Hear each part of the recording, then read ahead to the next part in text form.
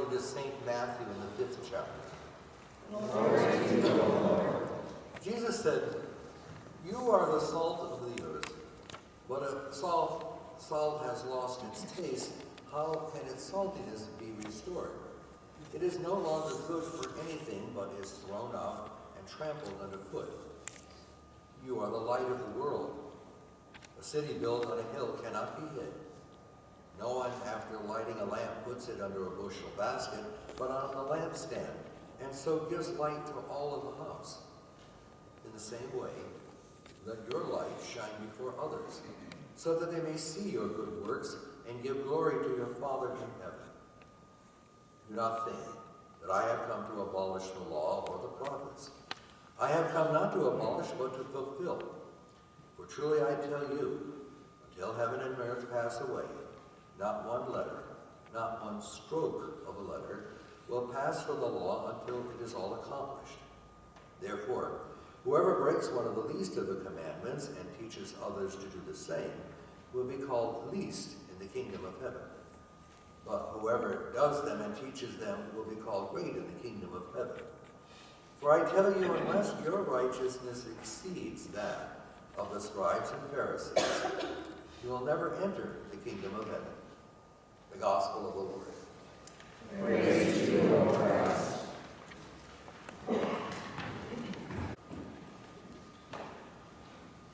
Okay, how many of you are willing to admit that you were alive during the great East Coast blackout of 1963? Show of hands, come on. Now, where were you when that happened? You remember where you were when it happened? They always say that you remember these things because they're so critical. I was thinking about it because at that time I was my second year in the Friars. I was in the novitiate in Cumberland, Rhode Island. And we were all having dinner in the refectory, a fancy word for dining room. And so there is all fine, and we just started to eat, and the lights went out. And so Brother Andrew, who knew all about the electrical system, says, "I will go and check." Fortunately, he found a flashlight down to the basement, and he couldn't find anything wrong. The breakers were fine. And so he said, He decided to go outside, and as he looked around the neighborhood, and guess what? They were out too. Now, Brother Andrew had this wonderful shortwave radio system built up in one of the towers of the Friary. So he decides to go up there, and he gets on his shortwave radio, and down in the refectory, we're all lighting candles, and as you can imagine, we got plenty of candles. Lit the place up for 2 days. But then he came down with his flashlight and very almost with bated breath said, "Gentlemen, this is serious." "Well, what's serious?" He said, "The whole East Coast is out." And at that moment, your imagination runs wild. Remember the movie, The Russians Are Coming, The Russians Are Coming? That's what we began to think too. This is a raid. They've taken down our whole power system. We should have known, surely emergency things are happening in Washington. They won't get away with this, no siree. But as time went by and as the hours went by, and I think after about 5 hours, electricity came back, and we discovered that it was in Niagara Falls where one of the systems collapsed, which was connected to the whole network in the East Coast, and everything just kind of kept falling on each other over and over. And it was a very paralyzing thing. For us, it wasn't so bad, but as we heard the stories about people in subways in New York, in total darkness for 5 hours, wondering, they had no idea what was going on because they had no information. We are inherently people who dislike having to live in darkness. It's just the way we are. You have to grope around and find your way in the middle of the night. You don't have the necessary light. And so this whole talk this morning about light is an interesting one. And you hear it in the first reading that was done.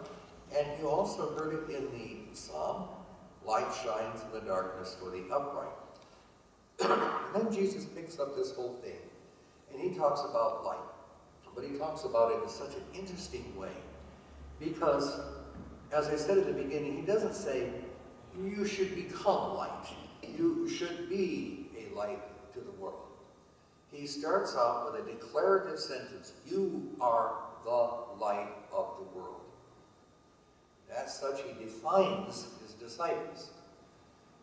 Oh, there's not any argument going on here.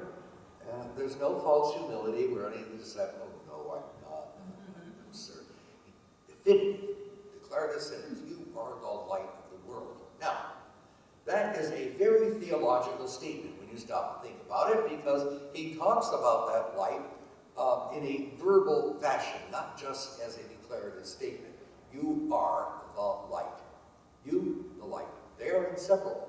So, last week when we talked about the parables and talked about the Beatitudes, he talked about various positions about where people are and what their effect is on the world. And we talked about having the fun of you having to sit down and choosing one to try to practice for the week. And we said at that time, it's okay if you don't make it, because you can take the test all over again and choose whatever you want, but you go ahead and do it. Now, saying that you are the light defines you immediately, but that's never really enough. And it was interesting after the Reformation came along, when the arguments of theology were going on between Lutherans and the Roman Catholics, everyone was working to define the theology. And it was at the Council of Trent that many things happened, which was called the Counter-Reformation, over against Lutheran Reformation. And it was at the Council of Trent that certain things happened. For example, we know that up until, 50 years ago, if you went to a Catholic church, it was in Latin, wasn't it? Well, the Council of Trent said, we're going to put the church forever in Latin language, because it never changes.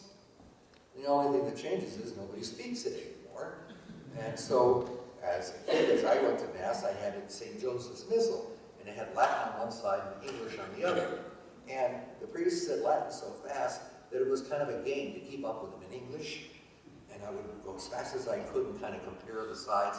It was almost kind of a split personality worship, as I look back upon it.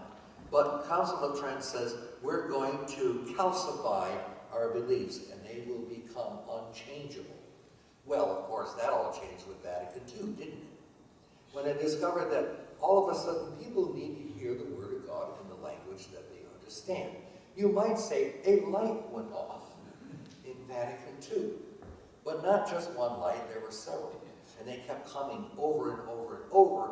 And when the approach was given to Lutherans and Roman Catholics as saying, don't you think it's time we ought to sit down and talk? Just talk. And so they did. And the bilateral talks started between Roman Catholics and Lutherans. And you know where they started? They had to do something. They had to talk about something. They decided to start with baptism, because it was recognized that baptism is what it is. And one of the Catholic theologians says, you know, anybody can baptize a baby if they think it's going to die at the hospital, right? And they used to do that all the time. Was like, well, why aren't we recognizing each other's baptism? Why? And the more they talk, they realize, we don't know why. And one Catholic theologian said, because we were being mean. And that's true, they were being mean. This was the way of keeping the argument going. And at the end of that, when a bilateral paper was developed between Catholics and Lutherans, and it said that during those bilateral talks, a light came to be illuminated our talks with each other, and in that light we began to see our common Christianity. So, you see, it isn't just what you say, it's also what you're finally going to do.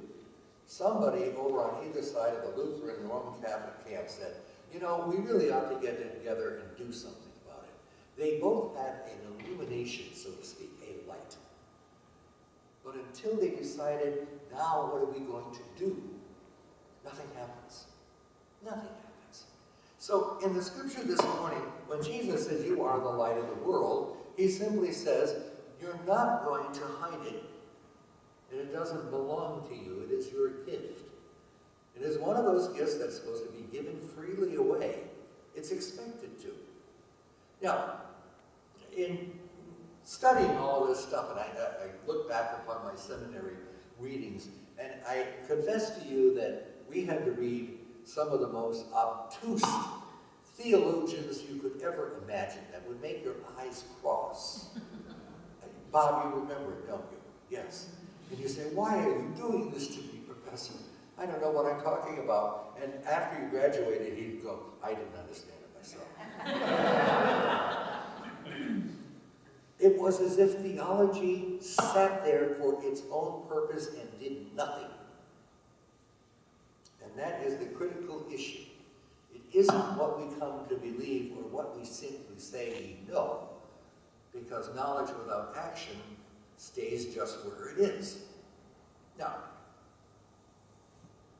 somehow this church believed when we were told last year that we ought to build latrines in Africa. And when we talked about this, Chris, Ed, and Outreach got together, and we were trying to decide how we would approach all of you and say, we think this is a good idea. We read it on a piece of paper, and there it was looking at us and saying, this is what you might want to do. And so we talked about the pros and the cons, and it was even suggested. You remember Judy built a little outhouse out there. Remember that this year? We started by saying, how about if we put a toilet in the narthex? Oh, no. No. This is pushing the envelope. But as we look upon that whole thing that we tried to do last year, somehow you had to have a light go on within yourself. The point of the matter is it was always on because you were always the light of the world. It's just that you were given new information as to how to let it shine. We had hope for $1,500. We gathered $5,300. And that's like putting the light on a lampstand, isn't it? And that's what it's all about, folks, when all is said and done. It isn't just what you say you believe. Those are nouns. Then you got to pick up the verbs of life and say, now, what are we going to do with this? How do we celebrate that we are the light? We have already been defined. You are the light. And I want you to do these things. Now here comes the tough part, so that others can see it and glorify your Father in heaven. Oh, no. We might get prideful. Take a chance. I don't know, through this church and the thousands of other churches throughout our country, how many people have been fed, how many lives have been changed, how many people are alive because they came to understand what those words mean. You are a lamp. You are a light. And that's how we define each other every time we come here. Now, we're in 2017, and I don't know what's going to happen this year. You don't either. Every year, or I should say every day, the news brings something new and extraordinary coming out of Washington. And I don't know what your political persuasion is, but I will say it doesn't really matter because nobody knows what's coming next. It's almost like, don't turn that TV on. And it makes us forget easily how we are defined this morning. And so he said to them, you are the light of the world. Remember, a city built on a hill can't be hid. No one, after lighting a lamp, puts it under the bushel basket, but on the lampstand, and it gives light throughout the whole house. And in the same way, let your light shine before others, so that they may see your good works and give glory your Father in heaven. That is so incredibly beautiful. If there's one thing you want to just carry out of this church this morning, tonight when it gets dark, and you look outside, and you say, there's the darkness. This morning I was defined by the scriptures as saying, you are the light of the world. Just let it float in your mind for a little while before you go to sleep. Push it around. Think about it just a little bit. And discover who you are. Among all the things that could be said about you, your age, when you remember the great blackout back in '63, male or female, young, old, tall, short, all of those secondary factors melt away in front of those words of Jesus. You are the light of the world. Take it and run with it. See what happens.